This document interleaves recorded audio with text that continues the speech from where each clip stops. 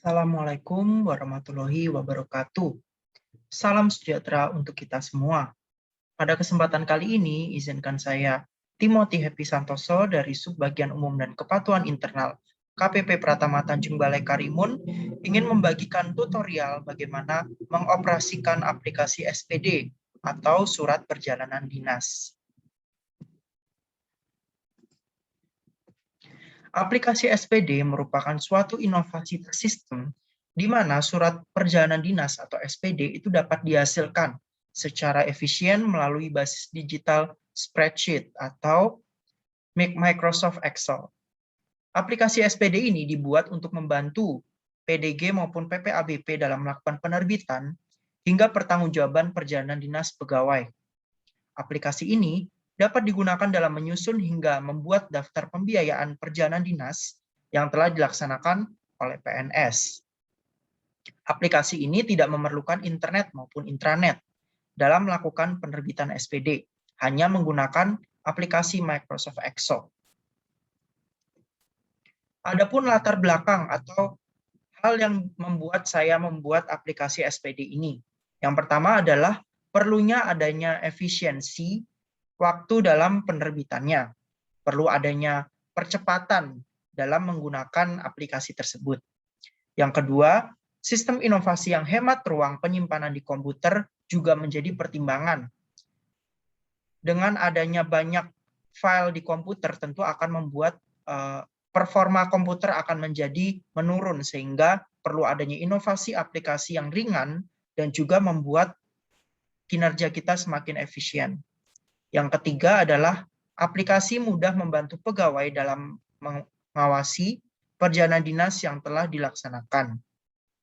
Adanya monitoring atas pelaksanaan perjalanan dinas itu juga penting dalam pelaksanaan atau pengoperasian aplikasi SPD. Sebagaimana diatur dalam peraturan pemerintah atau peraturan perundang-undangan terkait dengan perjalanan dinas. Yang pertama adalah Peraturan Menteri Keuangan nomor PMK 113 garis miring PMK.05 tahun 2012 tentang perjalanan dinas jabatan dalam negeri bagi pejabat negara, pegawai negeri, dan pegawai tidak tetap.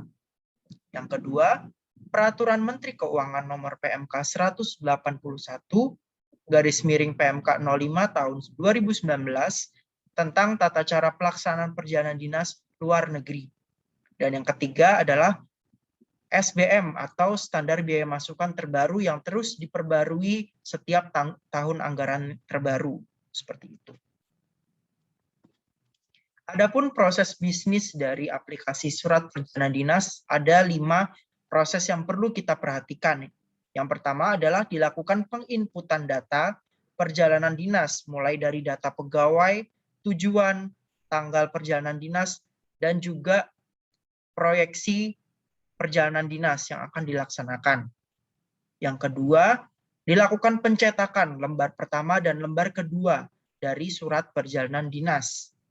Setelah dilakukan pencetakan, tentu akan dilakukan pelaksanaannya perjalanan dinas oleh pegawai yang bersangkutan.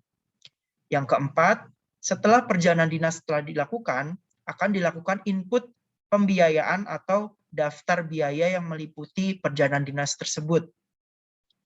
Setelah dilakukan penginputan, tentu akan dilakukan pencetakan rincian dari biaya perjalanan dinas untuk dilakukan pencairan. Mari kita lihat aplikasinya.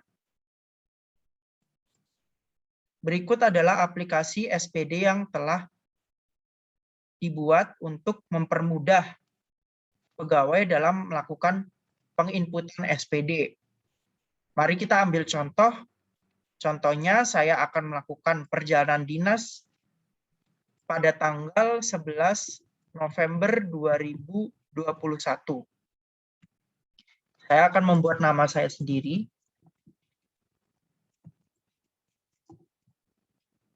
Nah, di sini akan langsung muncul nama saya, detail terkait data pegawai saya, baik NIP, pangkat golongan, jabatan, seksi. Seperti itu. Nah, data tersebut itu didapat dari data pegawai yang ada di sheet ini. tentu kita harus memperhatikan adanya dinamika atau perubahan yang ada di kantor. Baik itu perubahan pangkat atau golongan, kenaikan jabatan, maupun mutasi internal yang ada di kantor. Tentu ketika terjadi perubahan-perubahan tersebut harus dilakukan perubahan data pegawai secara segera dalam sheet aplikasi SPD ini.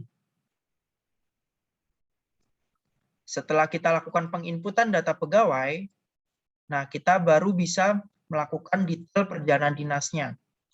Saya akan mengisikan asal perjalanan dinas saya, Tanjung Balai Karimun. Tujuannya saya akan perjalanan dinas menuju Batam. Tanggal berangkat, saya akan berangkat keesokan harinya pada tanggal 12 November 2021 dan akan kembali pada tanggal 15 November 2021. Di sini akan langsung terhitung jumlah harinya, terhitung dari tanggal 12 November, 13 November, 14, dan 15. 4 hari. Maksud perjalanannya saya akan membuat mengikuti Latsar CPNS 2021. Nah, dalam tahap 1 dalam perjalanan dinas ini yang bisa kita input adalah bagian data pegawai hingga maksud perjalanan dinas di sini. Untuk rincian biaya perjalanan dinasnya dapat kita isi setelah dilakukan perjalanan dinas. Setelah kita isi data-data tersebut, kita akan lakukan pencetakan di sini. Nah, misal saya bikin di sini 0. Tadi nomor SPD saya yang terhitung di sini adalah nomor 1. Otomatis saya harus mengisi di sini nomor 1. Nah, secara otomatis data saya akan keluar dari data input yang ada di sini. Akan terhasilkan dari surat perjalanan dinas ini. Nah, setelah muncul datanya dan juga sudah kita pastikan benar, kita bisa lakukan pencetakan. Nah, ini adalah gambaran surat perjalanan dinas yang akan kita hasilkan dari aplikasi ini. Lalu kita akan lakukan pencetakan dengan mengklik print bagian ini. Nah, setelah kita mencetak surat perjalanan dinas, lalu proses pelaksanaan perjalanan dinas akan dilaksanakan pada saat itu. Nah, setelah dilakukan perjalanan dinas, maka akan dilakukan penginputan biaya perjalanan dinas. SPD nomor 1 akan kita lakukan penginputan kembali di sini. Kita akan menginput biaya-biayanya. Misal, di sini biayanya terdiri dari tiket kapal berangkat, tiket kapal pulang, uang harian, biaya penginapan, DPR, lain-lain, pesawat berangkat, pesawat pulang, dan juga total di sini.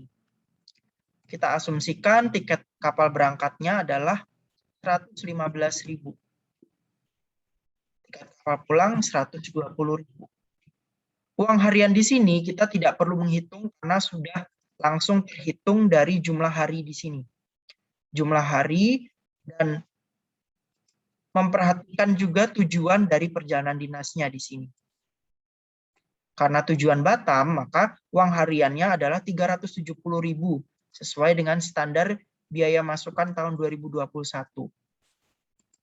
Dalam sheet SPM ini, saya mencantumkan tujuan perjalanan dinas yang paling sering dilakukan oleh pegawai KPP Pratama Tanjung Balai Karimun di sini. Uang harian untuk Batam adalah 370.000 sesuai dengan standar biaya masukan 2021 untuk Provinsi Kepulauan Riau. Sudah terhitung di sini, kita isi biaya penginapan di sini kita asumsikan 780.000 karena masih di bawah nilai SBM-nya yaitu 792.000 di sini. Lalu kita di sini DPR, untuk DPR terkait dengan biaya transportasi darat. Umumnya kita ambilnya itu dari 2 kali, yaitu pulang pergi dikalikan dengan nilai DPR yang muncul di SBM. Di sini untuk tujuan Batam adalah senilai 137.000. Maka 2 dikali 137.000 adalah 274.000 di sini. Lalu kita isi lain-lain apabila ada biaya lain yang terkait dengan perjalanan dinas. Contohnya adalah biaya swab antigen atau PCR pegawai. Nah, itu bisa dibebankan di sini, di tempat lain-lain. Misalnya 100.000. Karena tujuan Batam tentu tidak ada transportasi udara, sehingga tiket pesawat berangkat dan pulang cukup kita nolkan saja. Maka secara total biaya perjalanan dinas yang telah saya laksanakan adalah senilai 2.869.000. Setelah sudah muncul totalnya, kita harus melakukan cetak atas rincian biaya perjalanan dinas ini dengan cara klik lampiran SPD, lalu kita klik nomor 1 di sini. Ini misal nomor 0 ya. Saya akan klik nomor 1 di sini karena sesuai nomor SPD saya. Nah, di sini akan muncul perincian biayanya, jumlahnya. Nah, jumlahnya segini dan jumlahnya adalah 2.869.000 sebagaimana telah kita hitung di sini. Seperti itu. Nah, pastikan nama yang penerima biaya perjalanan dinas adalah sesuai. Nah, setelah dilakukan penginputan rincian biaya perjalanan dinas, kita harus melakukan pencetakan. Hasilnya adalah seperti ini. Setelah kita cetak, kita akan teruskan rincian biaya perjalanan dinas ini kepada PPK untuk dilakukan penelitian dan juga diteruskan ke bendahara untuk dilakukan pencairan.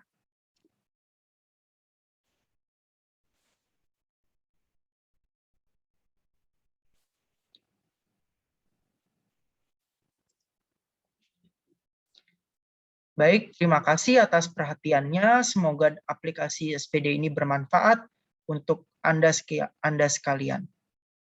Terima kasih atas perhatiannya dan wassalamualaikum warahmatullahi wabarakatuh.